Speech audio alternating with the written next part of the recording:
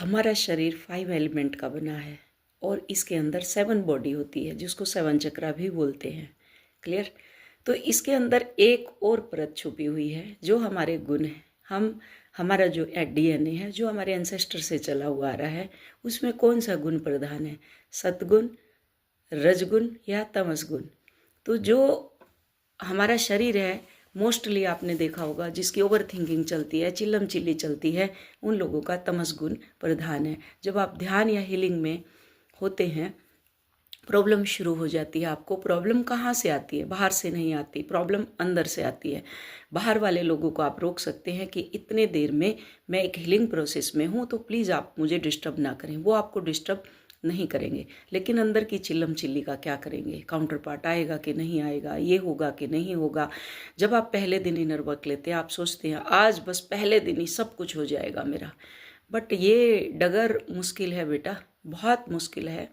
और ये आपको ही पूरी करनी है। आपको धीरे धीरे अपने शरीर का भान होता जाएगा कि मैं कहाँ हूँ, कैसे हूँ और किस गुण के अंदर हूँ।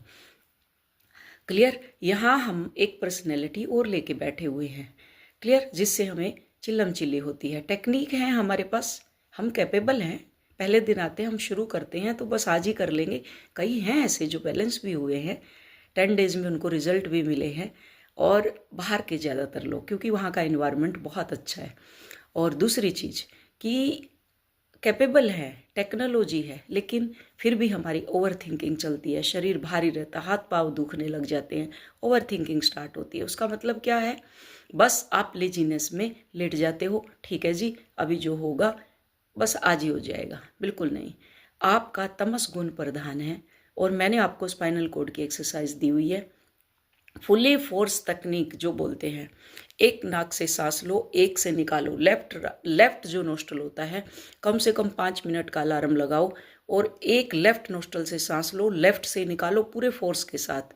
ये ब्रीद आपकी नॉर्मल हो जाएगी। उसके बाद स्पाइनल कॉर्ड की एक्सरसाइज। अगर आपको लगे अभी मेरी एनर्जी रज और सत ऊपर नहीं आई, तमस ही नीचे है, वो आपको पता चल जाएगा धीरे धीरे।